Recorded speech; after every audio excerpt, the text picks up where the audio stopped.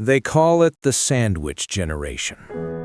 A soft, polite term, a corporate phrase, a name that sounds like something you order for lunch.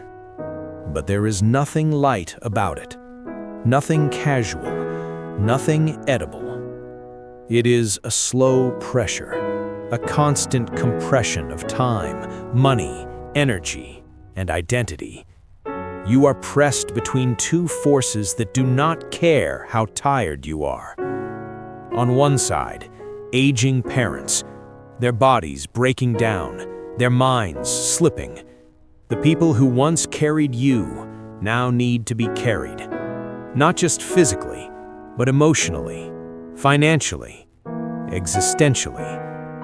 On the other side, your children, their eyes wide open, their future unwritten, their safety not guaranteed.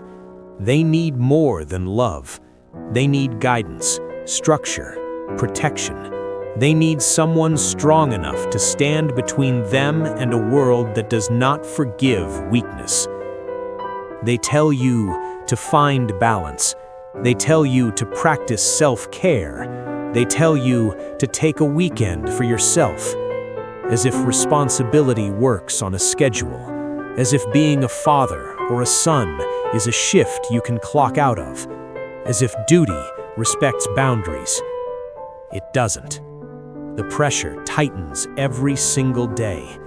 Bills pile up, doctor's appointments multiply, school meetings overlap with hospital visits. You are late everywhere, and yet you are the only one who cannot afford to disappear. Society tells you that you are trapped, that you are stuck, that you are a victim of circumstance. Look closer. You are not trapped. You are supporting. There is a difference between a prisoner and a pillar. A prisoner waits to be freed. A pillar exists to hold weight, and weight is the point. You feel invisible. Good. Foundations are invisible. No one thanks the concrete under their feet. No one applauds the steel beams when the storm hits. They only notice when something fails, when something bends, when something collapses. If people start noticing the foundation, the house is already in danger. Your pride wants recognition. Your ego wants rest. Your inner child wants to escape, to keep driving past the exit, to turn the music up, to see how far you can go before the fuel runs out. But duty does not negotiate with fantasy. The man slows the car. The man takes the exit. The man goes home. Not because he wants to, but because someone must. You are the reason they sleep without fear. You are the reason chaos does not enter the house. You are the reason tomorrow feels possible to them. People talk endlessly about feelings, about expressing yourself, about letting it all out. They say vulnerability is strength. They are not wrong, but they are incomplete. You cannot afford full emotional release while the storm is still overhead, not when people depend on your stability to survive. I care. I love my father. I watch the man who taught me how to stand slowly forget how to stand himself. I hear the same stories repeated. I answer the same questions again and again, each time pretending it doesn't hurt. I fear for my son. I see the world sharpening its teeth. I know how cruel it can be to those who are unprepared. I know how quickly innocence is punished. So I keep my mind cold, focused, controlled. Emotion is not weakness, but uncontrolled emotion is a luxury during crisis. Panic spreads faster than truth. Fear infects rooms, but calm does too. If I shake, they shatter. If I break down, I hand them my collapse, and they cannot carry it. Stoicism is not the absence of feeling. It is the discipline of timing. It is not having no heart. It is armoring it. Understand your position in the timeline. You are the filter.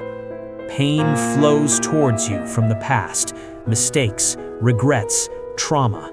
You absorb them, you stop them from reaching the future. Chaos pours in from the outside world, economic pressure, social decay, moral confusion. You translate it into order inside your home. Rules, routines, safety, meaning. This costs you every day. Sleep, youth, peace, sometimes joy. That is the price of the ticket.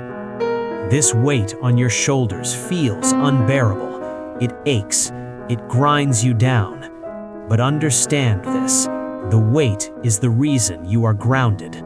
Without it, you would drift, you would dissolve, you would become aimless. With it, you are anchored, immovable, unshakable. You are the bridge between what was and what will be. And bridges are not built to rest. They are built to be walked on, to carry others safely across. Do not burn. Do not crack. This is not a punishment. This is not a mistake. This is your masterpiece. Carry it. This is not a modern crisis. This is ancient, timeless. It is the burden of the patriarch. Aeneas carries his father on his back as the city burns. If he drops him, he loses his history. He carries his son by the hand. If he lets go, he loses his future. He cannot choose one. He must be strong enough for both.